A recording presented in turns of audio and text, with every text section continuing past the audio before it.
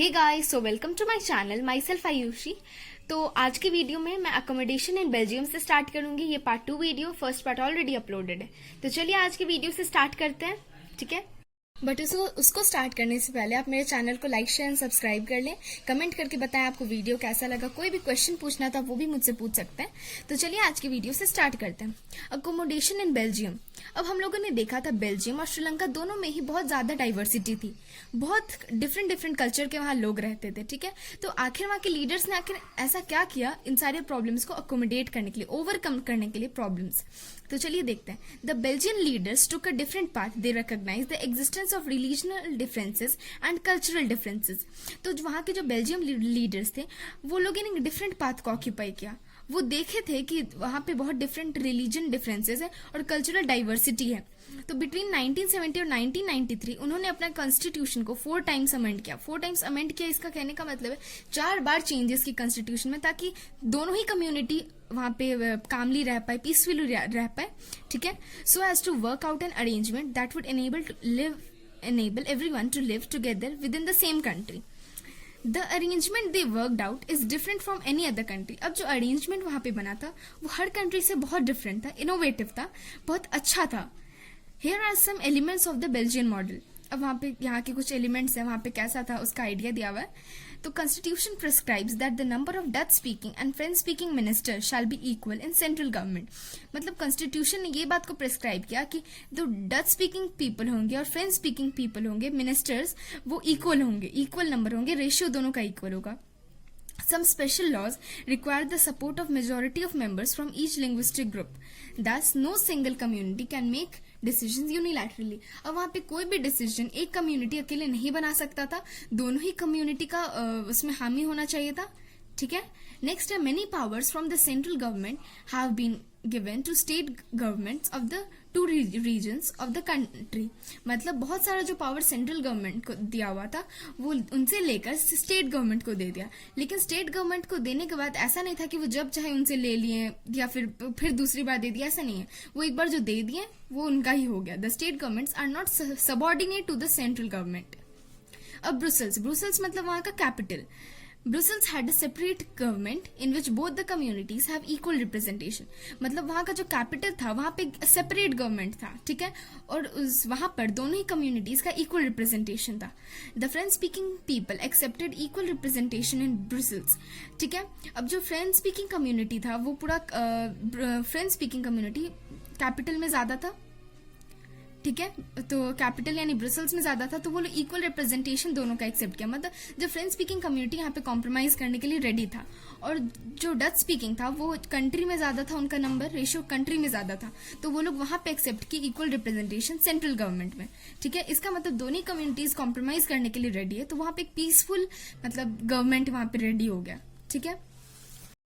Apart from the central government and the state government, there is a third type of government, this community government, ठीक है। अब वहां पे central government और state government के अलावा भी एक तीसरा टाइप का गवर्नमेंट था, वो था कम्युनिटी गवर्नमेंट। और ये जो कम्युनिटी गवर्नमेंट था is elected by people belonging to one language community, Dutch, French and German speaking community, no matter where they live. अब वहां पे कम्युनिटी गवर्नमेंट जो था वो इलेक्ट हो रहा था उन सारे पीपल से जो वन लैंग्वेज कम्युनिटी को बिलोंग करते थे, Dutch speaking, French speaking, German speaking, no matter where they live. अब वो कहाँ रहते हैं इस बात से मैटर नहीं करता है। This government has power regarding cultural, educational and language related issues. मतलब ये जो गवर्नमेंट था इसको पावर दिया गया था कल्चरल, एजुकेशनल और लैंग्वेज यानी कॉमन इश्यूज के लिए इस गवर्नमेंट को बनाया गया था, ठीक है। You might find the Belgian model very complicated. अब ये भले बेल्जियम मॉडल बहुत ही कॉम्प्लिकेटेड है, it Indeed is very complicated even for the people living in Belgium. अब ये उन पीपल के लिए भी कॉम्प्लिकेटेड है जो वहां पे रहते हैं ऑलरेडी, ठीक है। But these arrangement have worked well so far. अब ये जो अरेंजमेंट है लेकिन बहुत अच्छा अरेंजमेंट है, क्योंकि इस अरेंजमेंट्स की वजह से वहां पे इतने सारे कम्युनिटीज इतना पीसफुली रह पा रहे हैं, ठीक है।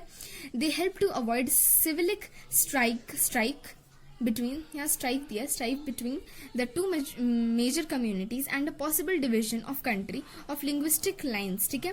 When many countries of Europe came together from the European Union, Brussels was chosen as at the headquarters. ठीक है, अब मतलब यहाँ पे दिया, बस इतना दिया गया कि ये जो इतना अच्छा अरेंजमेंट था, बस अवॉइड कर रहा था सिविल स्ट्राइक, मतलब इतना अच्छा अरेंजमेंट था, इसकी वजह से वहां पे कोई स्ट्राइक दोनों कम्युनिटीज के बीच में, कोई भी डिविजन, कोई भी इस टाइप का प्रॉब्लम नहीं हुआ आज तक। ठीक है, तो इस पूरे पैराग्राफ से एक मोस्ट इंपॉर्टेंट क्वेश्चन बनता है, how the Belgium government overcome the social and linguistic differences, या फिर what was the arrangement done in Belgium to overcome the differences, या फिर, तो इसका मोस्ट इंपॉर्टेंट 1 1 2 3 4 ये पूरा 4 पॉइंट आपको लिखना है अच्छे से लर्न करके। ठीक है, और अगर आप चाहें तो उसके ऊपर में इतना ये छोटा सा एक इंट्रोडक्शन दे सकते हैं अपने आंसर को और सुंदर दिखाने के लिए कि the Belgian leaders took a different path, ऐसे करके। ठीक है, तो चलिए अब यहाँ से स्टार्ट करते हैं। Why do we learn from what do we learn from these two stories of Belgium and Sri Lanka?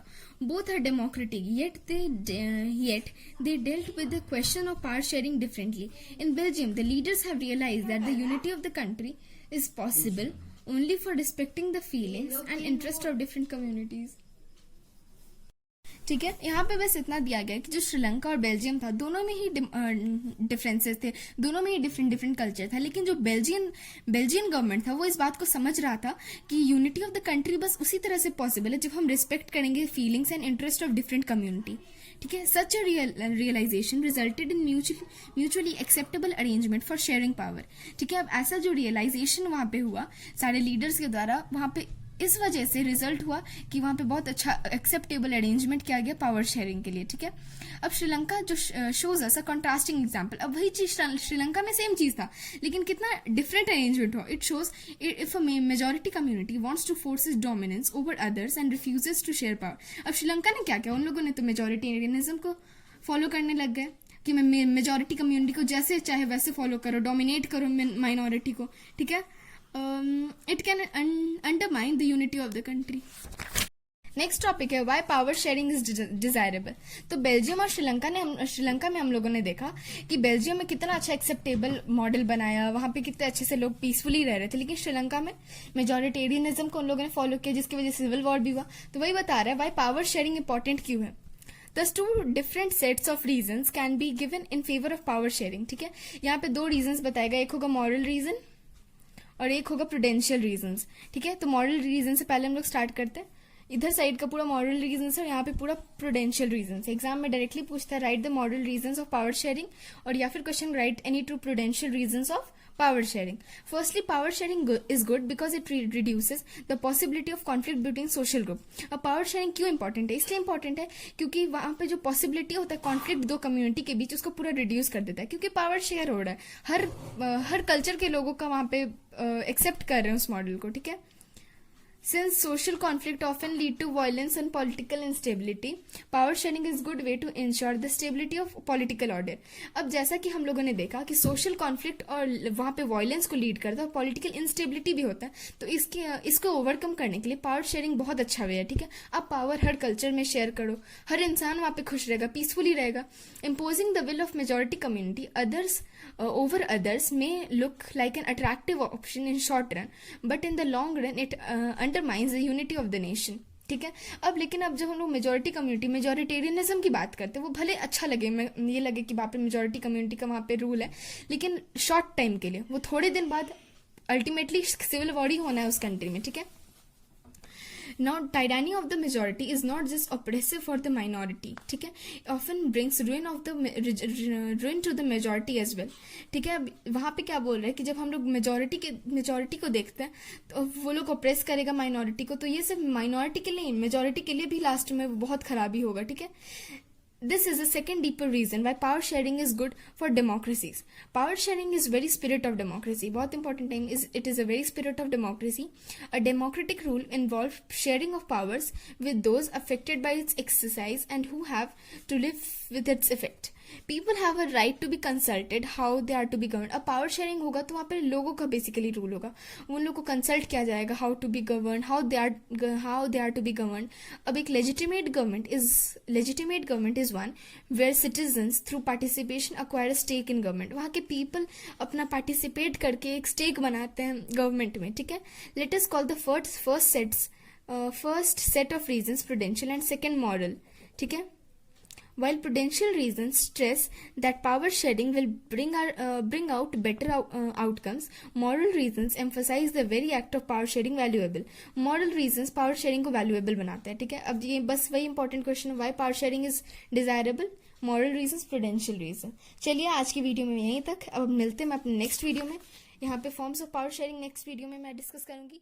तब तक के लिए बाय। अब मैं नेक्स्ट वीडियो में ये फॉर्म्स ऑफ पावर शेयरिंग को डिस्कस करूंगी, इसके भी इंपॉर्टेंट क्वेश्चंस का बताऊंगी, और एट लास्ट उसी वीडियो के मैं लास्ट में जितना भी पेजेस में मैंने क्वेश्चन बताया प्रॉपरली एक पेज में मैं लिखवा दूंगी, ठीक है।